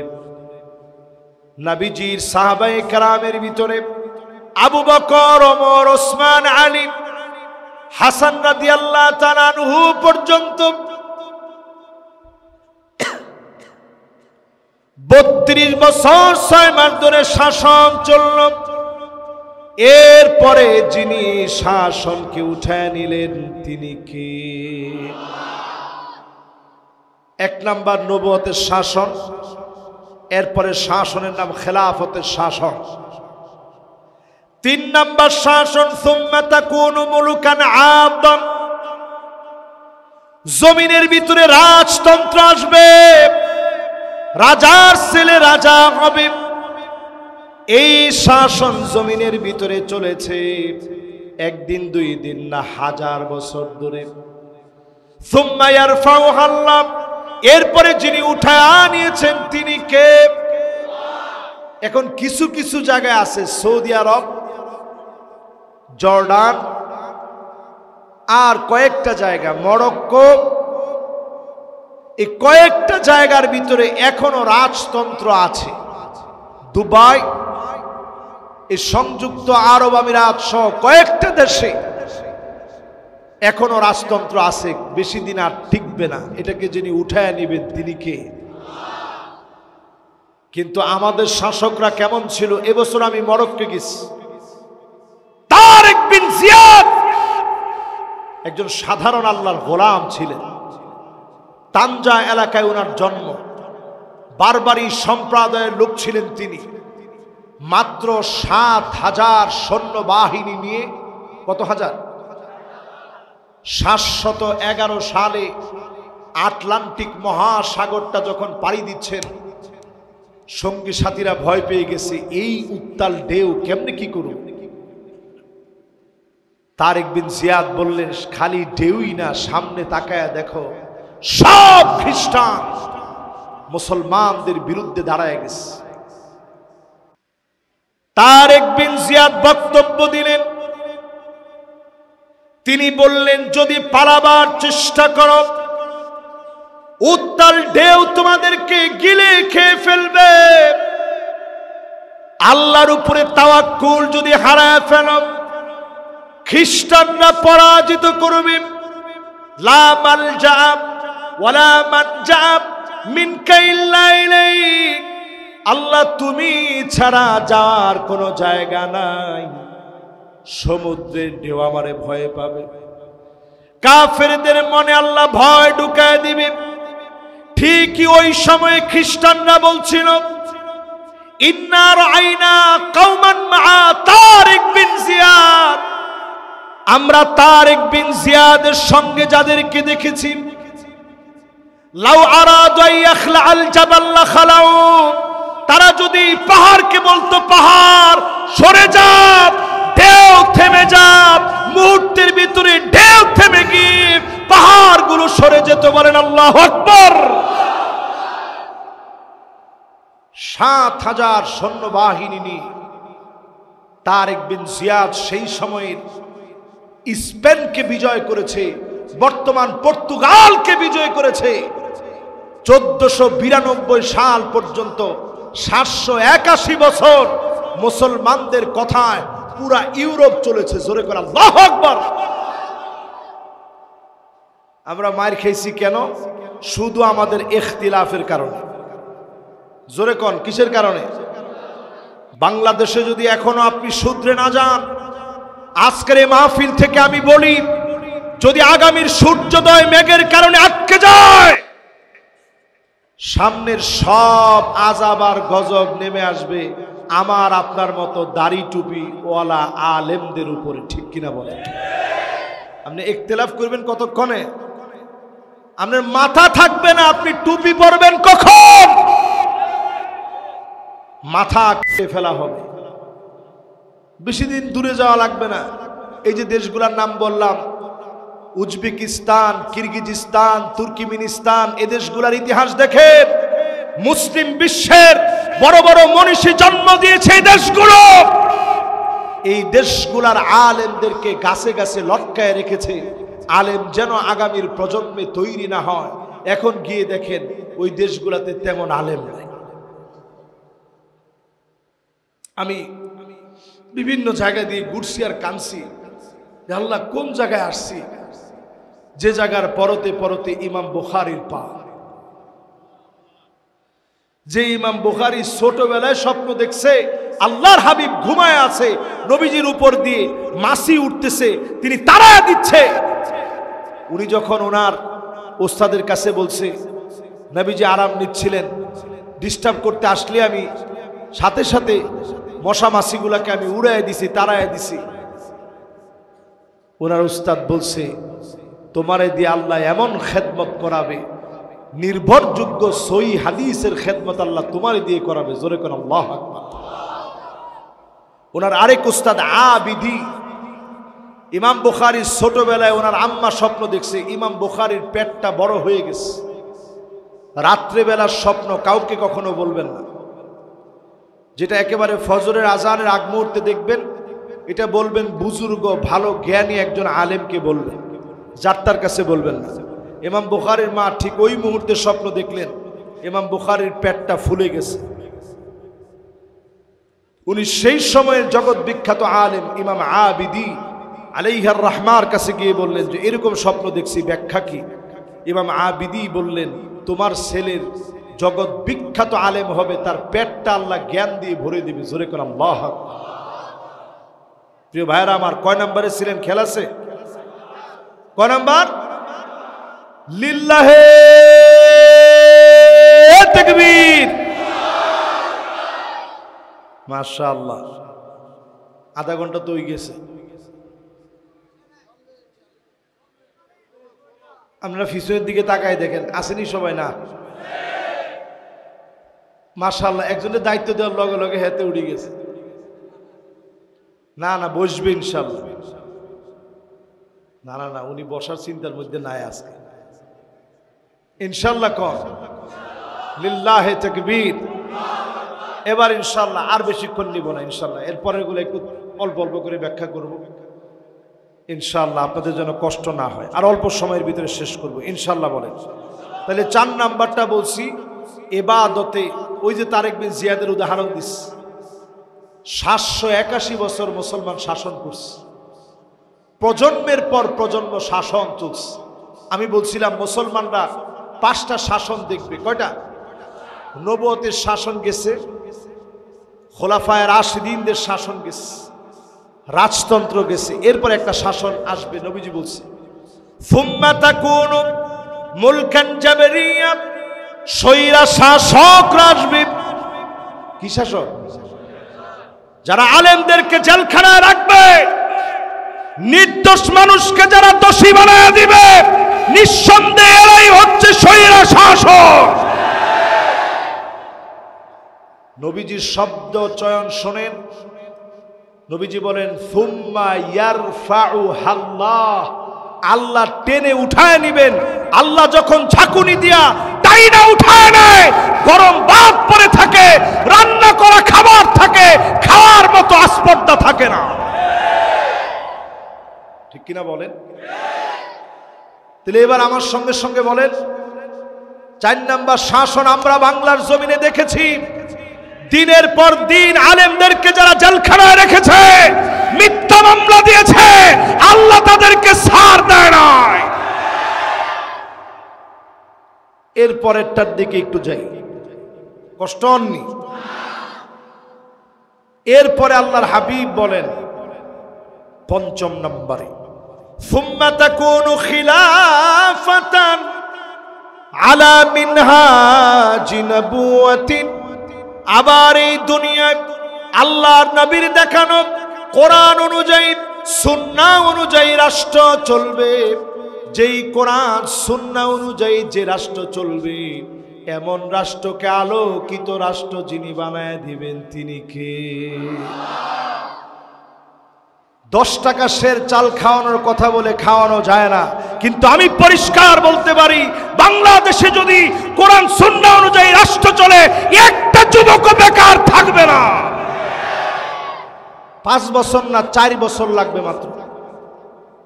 এরপর যদি কঞ্জ হুজুর আরেকটু কমানো যায়, আমি বলবো হ্যাঁ, এটাও সম্ভব। কোনো বেকার বাংলাদেশে থাকবে না যদি কোরআন সুন্নাহ অনুযায়ী রাষ্ট্র চলে। এটা আমার কথা না, নবীজি সাল্লাল্লাহু আলাইহি সাল্লাম হাদিসের ভিতরে দিয়ে গেছেন ফর্মুলা। এই জমিনের ভিতরে আসবে কোরআন সুন্নাহ অনুযায়ী রাষ্ট্র পরিচালনা। আজ পৃথিবীর দিক দিগন্তে প্রত্যেকটা প্রান্তে প্রান্তে সব দেখা শেষ, সামনে একটাই দাবি, কোরআন সুন্নাহ অনুযায়ী চলবে আমার বাংলাদেশ। ঠিক কিনা বলেন? এবার আমার ভাইয়েরা পঞ্চম নাম্বারটাই চলে যায়। কয় নাম্বার? 5 নম্বরে আত-তাওবা ওয়াল ইসলাহ, ভুল হয়ে গেলে সংশোধন করে নেওয়া। তার মানে ভুল হওয়া সম্ভব না অসম্ভব? কিছু ভুল হয়ে গেছে, কিছু ত্রুটি বিচ্যুতি হয়ে গেছে, বক্তব্যের ভিতরে কিছু ভুল হয়ে গেছে, না জানা কিছু গলত হয়ে গেছে। তাওবার সংশোধন করে নেওয়ার মধ্য দিয়ে যিনি মুসলমানদেরকে বিজয় দেন তিনি কে? এটা কোরআনিক 8টা ফর্মুলা। তাহলে কয় নম্বরে আমরা আসি? 5 নম্বরের পরে এবার 6 নাম্বার আসেন, আর বেশিক্ষণ না। 6 নম্বরে আস-সাবর ওয়াস-সাবাত, ধৈর্য ধরা লাগবে, দৃঢ় পায়ে থাকা লাগবে। ধৈর্য ধরে যদি দৃঢ় পায়ে থাকতে পারেন, অবশ্যই আগামীতে যিনি মুসলমানদেরকে বিজয় দিবেন তিনি কে? একদিকে ধৈর্য লাগবে, কিছু কোয়ার সাথে সাথে না, ধৈর্য ধরেন, দৃঢ় পায়ে থামেন, দৃঢ় পায়ে দৃঢ়স্থায়ী ভাবে দৃঢ়স্থির ভাবে ইস্তেকামাতের সাথে ওই জায়গায় অটল থাকার চেষ্টা করেন। যুগে যুগে আল্লাহ রাব্বুল আলামিন এই দৃষ্টান্তগুলো দেখাইছেন। যদি এইভাবে ধৈর্যের সাথে সাথে দৃঢ় পায়ে যদি আপনারা থাকতে পারেন, অবশ্যই যিনি বিজয় দিবেন তিনি কে? এবার আসেন 7 নাম্বার। এরপরে আর 3টা কথা বলবো। এই 8টা কথার পরে আর 3টা কথা বলে আপনাদের সামনে থেকে বিদায় নিব ইনশাআল্লাহ। পরে 7 নাম্বার ওয়াহদাতুস সাফ। এটা সবচেয়ে গুরুত্বপূর্ণ, এই জন্য একটু লম্বা সময় নিতে চাই। লম্বা সময় বলতে বেশি না, 2-4-5 মিনিট লাগবে, একটু শুনেন আপনারা। ওয়াহদাতুস সাফ, এক কাতারে না আসলে কোনোদিন বিজয় আসে না। জোরে কোন, এক কাতারে না আসলে। আমরা এমন একটা সম্ভাবনা দেখতেছি এখন, আলেমরা আমরা দেখতেছি যেন আলেমরা এক হয়ে যাচ্ছে। ঠিক তো কয় না? ইনশাল্লাহ কন। কিন্তু মাঝে মাঝে 2-1টা কথা এদিক সেদিক থেকে আসে, আমরা বড় ব্যথিত হই। কিন্তু ব্যথিত হওয়ার পরে আল্লাহর হস্তে ফেসবুকে আউল ফাউল কোনো কিছু লিখবেন না। কেন লিখবেন না? কারণ আপনার এই লেখার মধ্য দিয়ে ওয়াহদাতুস সাফ, এক কাতারে আসার সম্ভাবনা মাটি হয়ে যেতে পারে। আরো জোরে বলেন মাশাআল্লাহ। যুবকরা কিছু যদি যদ্দুর বুঝছে মাশাআল্লাহ, তারপরে দেখেন যুবকরা আমার সাথে সাই দিস। এজন্য কখনো মানুষের মা বাপ তুলে গালিগালাজ করবেন না। আমরা বাংলাদেশে দেখি কেউ কিছু একটা বললেই গাঁজাখোর, ঠিকও তো কয় না। আপনাকে এই অথরিটি কে দিছে আপনি গাঁজাখোর বলার? এই যে একটা মানুষের নামে আপনি গাঁজাখোর বললেন, তিনি গাঁজাখোর না হলে বিষয়টা হবে অপবাদ। অপবাদ অনেক সওয়াবের কাজ নাকি? মাহফিলের মাইক ব্যবহার করে মানুষ আপনার দাওয়াত দিয়ে আনলো, এত সুন্দর মেহমানদারি করে খাওয়াইলো, আসার পথে নারায়ে তাকবীর স্লোগান দিল, আর আপনি মাহফিলের মাইক ব্যবহার করে আপনি এখানে শব্দ চয়ন করলেন গাঁজাখোর। কি পাইছেন আপনারা? আল্লাহর হস্তে আলেমদের ঐক্যের মাঝে আপনি ফাটল হয়েন না, এমন আলেম আপনি হয়েন না আপনার কারণে অটল, আপনার কারণে ফাটল ধরবে ঐক্যের মাঝে। আপনি এমন আলেম হন, এক সেকেন্ড আগে দিন বিজয়ের উত্তরসূরি হিসাবে আপনি থাকবেন। আপনার কারণে এক সেকেন্ড দেরি হবে কেন? আপনার কারণে বিজয় একেবারে আগুয়ান হয়ে যাবে, মানুষ বিজয়ের দিকে ছুটবে। আপনার কথায় যেন বিজয় ভেঙে না যায়, ঐক্য যেন ফাটল না ধরে। আমি কুরআনুল কারীমের একটা আয়াত আপনাদেরকে শোনাতে চাই, কষ্ট হবে? কুল হুয়াল কাদিরু আলা আন ইয়াবআসা আলাইকুম আযাবাম মিন ফাওকিকুম। আল্লাহ আয়াত নাজিল করলেন, নবী আপনার উম্মত যদি উল্টাপাল্টা করে আসমান থেকে আযাব আসবে। নবীজির মায়া কি আমাদের জন্য কম না বেশি? আল্লাহর কাছে কেঁদে দিয়ে বলতেছেন, আল্লাহ উম্মতরে তো দেখিই নাই, উম্মতরে যদি শেষ করে দেন কাদেরকে নিয়ে আমি গর্ব করব আপনার সামনে। আল্লাহ আমার উম্মত গুলারে দোষ করলো আল্লাহ মাইরা ফেলায়েন না, আসমান থেকে শাস্তি দিয়েন না। আল্লাহ জানায় দিলেন আও মিন তাহতি আরজুলিকুম, ও নবী শাস্তি আসবে নিচের দিক থেকে, টর্নেডো হবে, ঘূর্ণিঝড় হবে, ভূমিকম্প হবে। আপনার উম্মত উল্টাপাল্টা করলে ধ্বংস হয়ে যাবে, অন্যান্য নবীর উম্মতের মতো আযাব পেয়ে যাবে। আল্লাহর নবী আবারও কেঁদে ফেললেন, আল্লাহ ভূমিকম্পের মতো আযাব দিয়ে আমার উম্মতকে শেষ করে দিও না।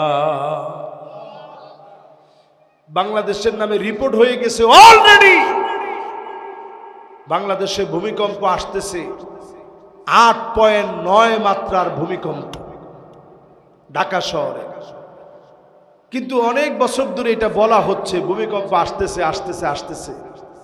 আমি দেখি প্রত্যেকটা ভূমিকম্প একেবারে অল্প মাত্রার এসে নামাজের কিছুক্ষণ আগে অথবা নামাজের সময় অথবা তাহাজ্জুদের সময় ভূমিকম্পগুলো আসে, আর কিছু গোলামের চোখের পানির কারণে আল্লাহ উঠায় নেয়। বলেন আল্লাহ আকবার। প্রিয় ভাইয়েরা আমার, প্রিয় বন্ধুরা আমার, আজকের এই মাহফিল থেকে আপনারা যদি নিয়ত করেন আল্লাহর হাবিব যেই জন্য চোখের পানিগুলা ছেড়ে ছেড়ে কাঁদলেন, 3 নম্বরে নবীজিকে আল্লাহ পাক অপশন দিলেন, ও নবী শুনেন, আও ইয়ালবিসাকুম শিয়া ওয়া ইউযীকা বা'দুকুম বা'সা বা'দ।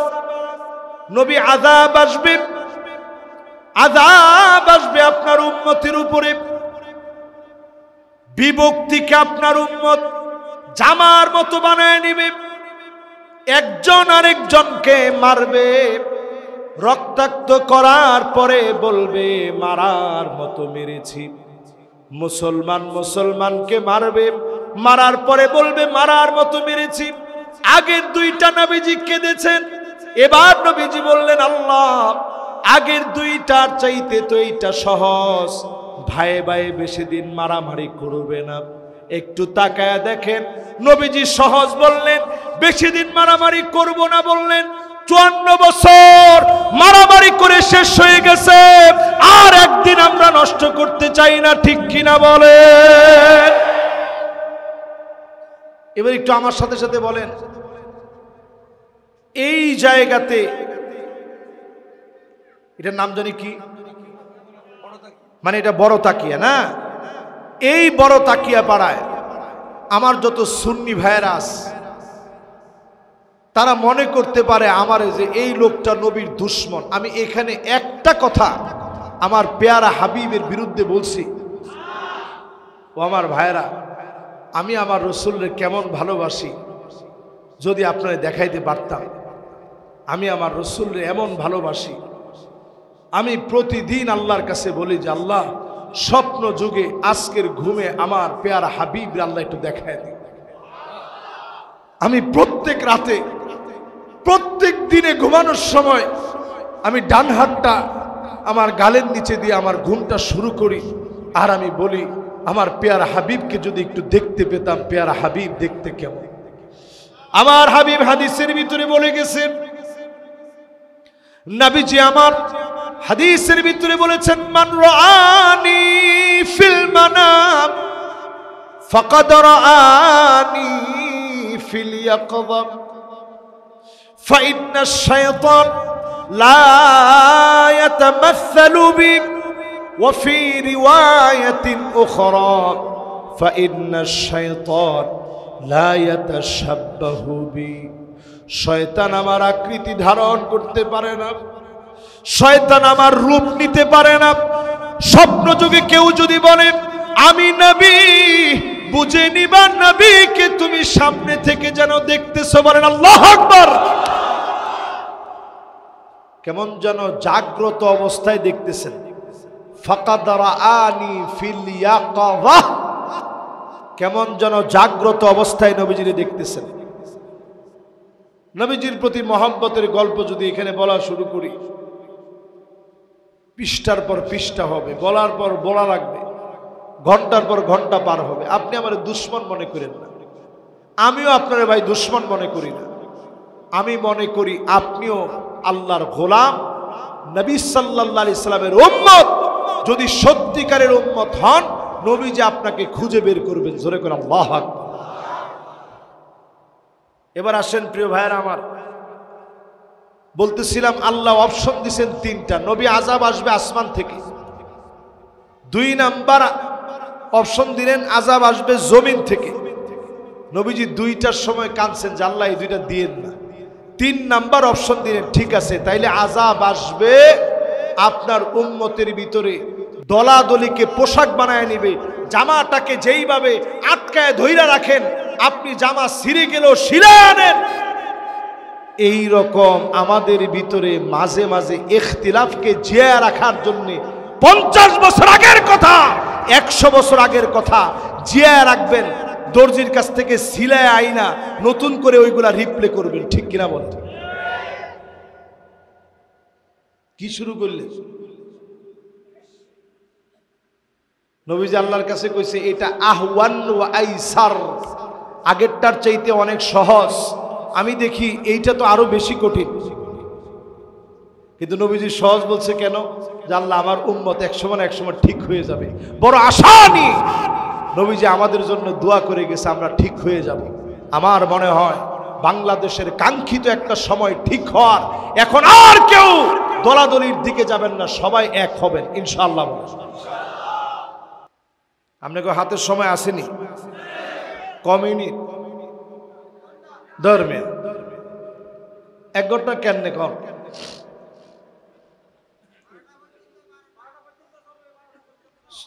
আপনারা না থাকবেন, যে লোকরা দূরের থেকে আসছে কেমনে যাইব? না না, দেশের অবস্থা ভালো না। এই যে দেশের অবস্থা ভালো না, এই কথাটা একটা মুনাফিকি কথা। আল্লাহ আমার এই কথা থেকে হেফাজত করুক, পরে না আমিন। এই ভুল আমার থেকে, সবার থেকে, জেহেন থেকে আল্লাহ উঠায় নেক। দেশের অবস্থা একেবারে ভালো আছে, জোরে কোন আল্লাহু আকবার। দেশের অবস্থা কি হয়েছে? অনেকে চার দোকানে বসে বসে দেখবেন কোনো কাম নাই, কাহারে আগে ভালো ছিল। এমন কি আরেকজন যদি ফার্স্ট থেকে কয় আসলে ঠিক, আগে তো ভালো ছিল, বলার সাথে সাথে এতে কই এতে সাদে সাদে দে দেশে না। তাহলে এবার চিন্তা করেন, এই যে কথাটা বলছেন এটা মুনাফিকি, এটা কি? স্পষ্ট কোরআন বিরোধী কথা। আল্লাহ কোরআনে বলে আফা হুকমাল জাহিলিয়াতি ইয়াবগুন, নবী এত কিছুর পরেও তারা কি আবার জাহিলিয়াতের দিকে চলে যাবে?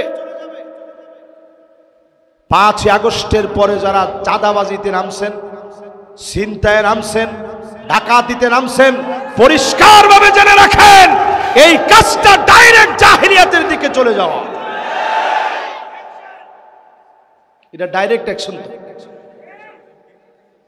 এজন্য আল্লাহর কাছে আজকে থেকে মাফ চান, এগুলো আমাদের কাজ না। মান হামালা আলাইনা সিলাহ ফালাইসা মিন্না, নবীজি বলেন যারা অস্ত্র হাতে মুসলমানদেরকে হুমকি দেয় তারা আমার দলভুক্ত হতে পারে না।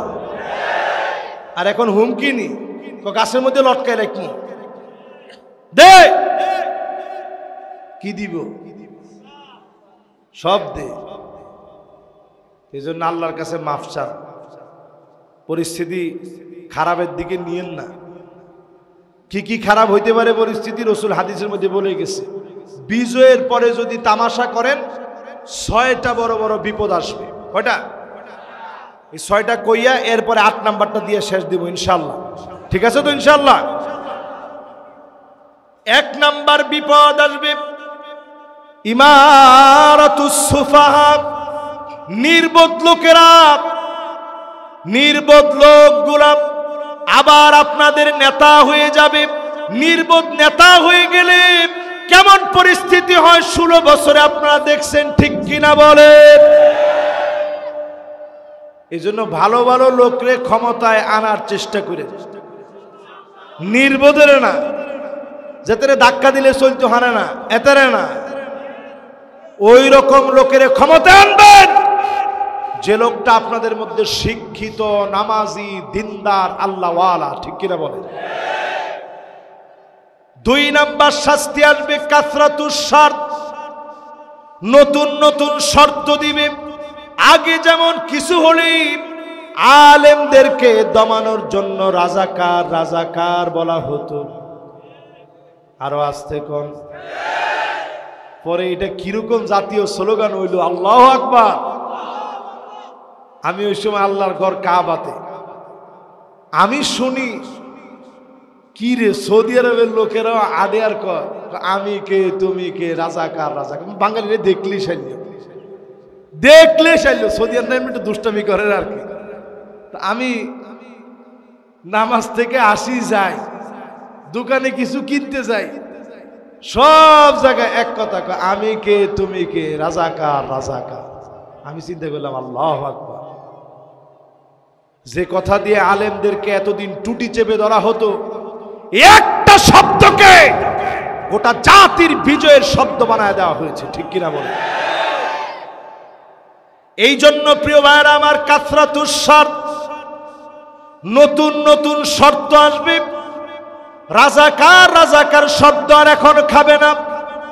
নতুন নতুন শব্দ যদি আপনি বলেন, এই শব্দ আর জনগণ খেতে চাবে না। ঠিক কিনা বলে? এজন্য আলেমদেরকে মৌবাদ, আলেমদেরকে জঙ্গিবাদ বলার অপচেষ্টা বাদ দেওয়া লাগবে। জনগণ এগুলা খাবে না, খাবে না, খাবে না।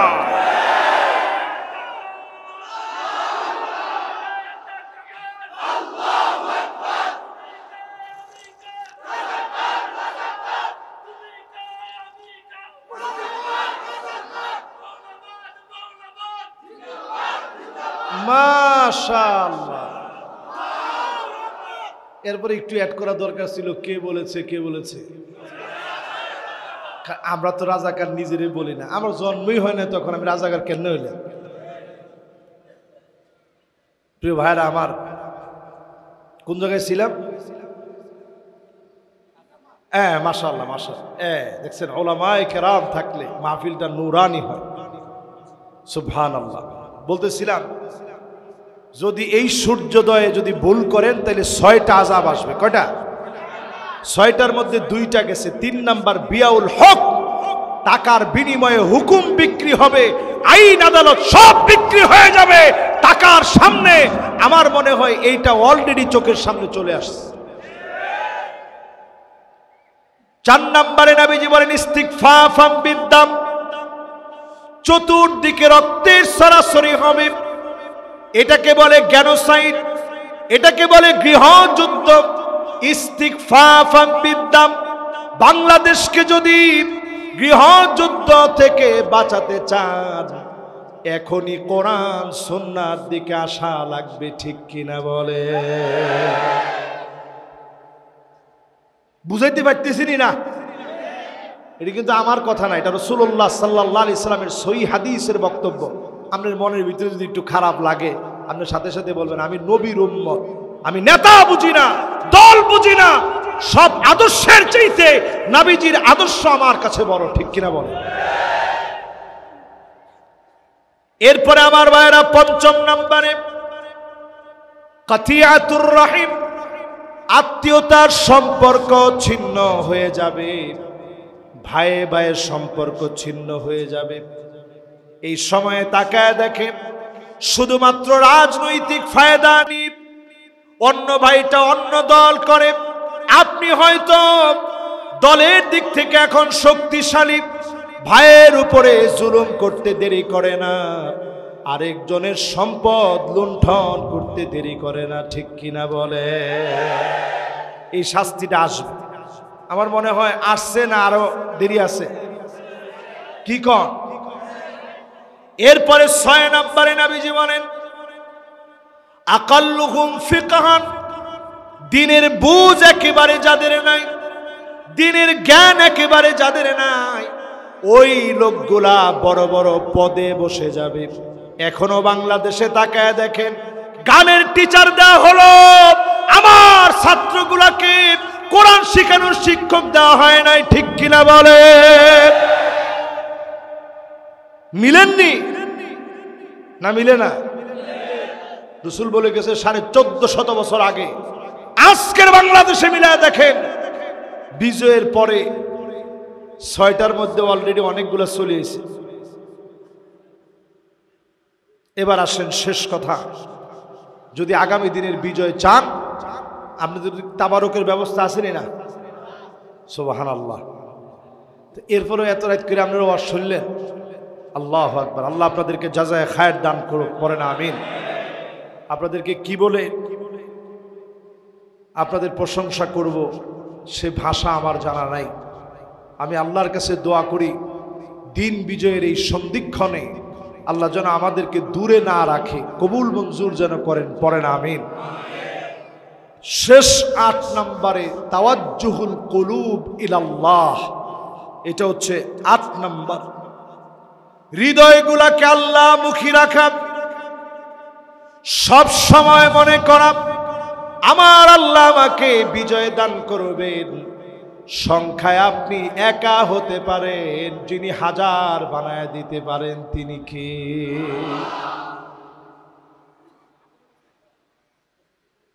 মাশাআল্লাহ, শেষের দিকে এসে মনোযোগ নষ্ট হয় নাই তো? এবার আপনারা আবার আমার দিকে একটু মনোযোগী হন। শেষ ২-৪টা মিনিট, এরপরে আমরা ফিলিস্তিনের জন্য দোয়া করে, মুসলিম উম্মাহর জন্য দোয়া করে আমরা বাড়ি যাব ইনশাআল্লাহ। বলেন, শেষ কথা বলি, ৮ নম্বরে শেষ, তাওয়াজ্জুহুল কুলুব ইলাল্লাহ, অন্তরগুলাকে আল্লাহর দিকে মুতাওয়াজ্জিহ করা, তাওয়াজ্জুহ আল্লাহর দিকে দিয়ে দেওয়া, মন মস্তিষ্ক সব আল্লাহর দিকে রুজু রাখা। আমার আল্লাহ আমাকে বিজয় দিবে। সংখ্যায় আধিক্যের মধ্য দিয়ে মুসলমানদের বিজয় আসবে না, বিজয় আসবে একমাত্র যার সাহায্যে, তিনি কে? ইতিহাসের আলেমদের প্রতি মানুষের এমন ভালোবাসা, এই বছর যেভাবে সবারই জিজ্ঞাসা করলি, সবার ভিতরে একটাই কথা, যদি সব আলেম ওলামা ইসলামী দল যদি সব এক হয়ে যায়, তাহলে আমরা এবার ইসলামী দলগুলোর সাথেই আছি, ঠিক কিনা বলে? এই যে একটা পরিবর্তন আসছে, এই পরিবর্তনের সময় সব সময় মনটারে আল্লাহ মুখী রাখেন, আল্লাহর দিকে ফিরায় রাখেন। নবীজি যখন বদর থেকে বিজয় নিয়ে ফিরতেছিলেন, তখনও নবীজি বলতেছিলেন, এখন জিহাদে আকবরের দিকে যাচ্ছ, নফসের সঙ্গে এই জিহাদ সবচেয়ে বড় জিহাদ, আপনাকে যেন এই সময় অহংকারী বানায় না দেয়, ঠিক কিনা বলে? এবার আমার ভাইয়েরা, শয়তানের ৩টা চাবি শুনেন। ১ নাম্বার চাবি হচ্ছে, শয়তান আপনার কাছে আসবে, আইসা শয়তান বলবে, এরকম টুকটাক গুনাহ তুই যেরকম করস বেগিনে করে, অসুবিধা নাই। এটা শয়তানের একটা চাবি। 2 নাম্বার চাবি আমি হাদিস থেকে বলতাম কিন্তু লম্বা হয়ে যাবে, এই জন্য শর্টে বললাম। 2 নাম্বার চাবি হচ্ছে ইদা আজাবান নাসু বিরাইহি, শয়তান আপনার কাছে এসে বলবে তোর মতো একটা লোক এই পুরো এলাকার মধ্যে আসেনি সা। তখনই সেই লোকটা চায়ের দোকানে বসে কয়, আহারে তাহাজ্জুদ পড়লাম, এরপরে আলহামদুলিল্লাহ উজুটা বানায় মসজিদে গেলাম, আরে মসজিদে মুসল্লি নাই আমি ছাড়া। ফলাফল 0 হয়ে যাবে। ফলাফল কি? ও যেতে ঘুমাইছে আর যেতে ঘুমায় নাই, ঘুমাই নেওয়ালা আর যেতে তাহাজ্জুদ পড়লো নামাজে গেল, ফলাফল 0 হয়ে যাবে। এজন্য শয়তান আপনারে বারবার বলবে তোর ইবাদত বন্দেগীর কথা কম, তো এতে কয় আলহামদুলিল্লাহ আমি 70-80 রাকাত তাহাজ্জুদের নামাজ পড়ি। এরকম আছে না নাই? এজন্য এগুলা সব বাদ দেন, এগুলো শয়তানের চাবি। শয়তানের 3 নাম্বার চাবি নিজের সবচেয়ে বড় মনে করা। আমার চাইতে বড় বক্তা কে? আমি আমি আমি। কিছু বক্তাদের ভিতরে এরকম আমি আমি আমি শুনলে আমার কাছে এত বিরক্ত লাগে। আমি করছি, সর্বপ্রথম আমি ডাক দিয়েছি, এগুলা বাদ দেন। আমিত্বটা পুরাপুরি বাদ দেন। এটাকে বলে আরবিতে আনানিয়া। রাসূলুল্লাহর জীবনে কোনোদিন আনানিয়াত রাসূলুল্লাহর জীবনে ছিল না। কোনোদিন নবীজি আনানিয়াত নিয়ে কথা বলেন না। হাদিস পড়েন, আলহামদুলিল্লাহ আপনারা হাদিস পড়েন, এটা আমি নিশ্চিতভাবে বলি, বড় আলেম আপনারা। বিনয়ের সঙ্গে কথা বলেন, আমি আমি বলে কথা বলেন না। আল্লাহর রাস্তে মাহফিলে দুহাত জোর করে বলবো, এটা আমি ইখতিলাফ লাগানোর জন্য বলছি না, ইখতিলাফ মিটানোর জন্য বলছি, কারো নাম নিয়েও বলছি না। স্পষ্ট আমরা আনানিয়াত বাদ দিব। এটা শয়তানের একটা বড় মাপের চাবি। আয়েশা শয়তান বলে তোর চাইতে বড় জ্ঞানী বড় আলেম আসেনি? তখন হ্যাঁ নিজে মনে মনে চিন্তা করে আসলে তো নাই, আমি দেখিনি এত। তখন বলে আমার সামনে বস, একটা পৃষ্ঠা পড়, তোর বাবার ক্ষমতা থাকলে 1 পৃষ্ঠা পড়ে যায়। এই যে আপনি যা করলেন এটাকে আরবিতে শয়তানের পক্ষ থেকে দেওয়া চাবির বহির প্রকাশ বলে। এজন্য আজকে থেকে দোহাই, দুহাত জোর করে করজোরে বলবো, মুসলমানদের কোনো বিজয় বিতর্ক দিয়ে আসে নাই। এরকম হয় নাই যে কাফেররা আপনারা আসেন আমরা আসি, কিতাবাদি স্বপ্নে এবার তোরা যুক্তি দে আমরা যুক্তি দেই, এরকম বিজয় জিন্দিগিতে কোনোদিন আসে নাই। এজন্য এগুলা বাদ দিয়ে ময়দানে দিন বিজয়ের জন্য যতটুকুন পারেন চেষ্টা করেন। যদি আপনি বিজয় নাও দেখেন, আস-সাইয়ু মিন্না ওয়াল ইতমামু মিনাল্লাহ, চেষ্টা আপনি করছেন, পরিপূর্ণতা দিবে তো আমার আল্লাহ। 100 বছরে কিছু হয় নাই, 1000 বছরেও কিছু হয় নাই। যদি 1000 বছরে কিচ্ছু না হয়, আপনি বিজয়ের ভেসে আল্লাহর আদালতে উঠবেন, কারণ আপনার চেষ্টা ছিল একেবারে আল ঈমান আস-সাদিক, নির্ভেজাল ঈমান নিয়ে। ঠিক কিনা বলেন? যতগুলো কথা বললাম বিমাশিয়াতিল্লাহি তাআলা ওয়া বিতৌফিকিহি, আল্লাহ পাক আপনাদেরকে আমাদেরকে সকলকে এই কথাগুলোর উপরে আমল করার তৌফিক দান করুক। মাশাআল্লাহ। এক ভাইয়ের একটা প্রশ্ন আছে, ছোট্ট প্রশ্ন। মাশাআল্লাহ।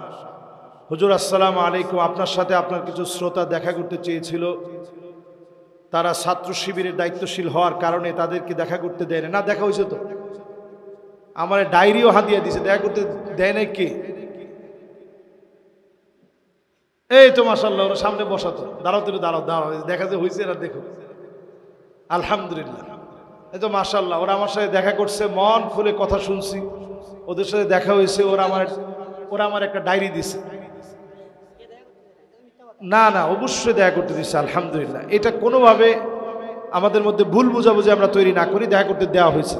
তারপরেও যদি দেখা করার ভিতরে কোনো কমতি আপনাদের কাছে মনে হয়,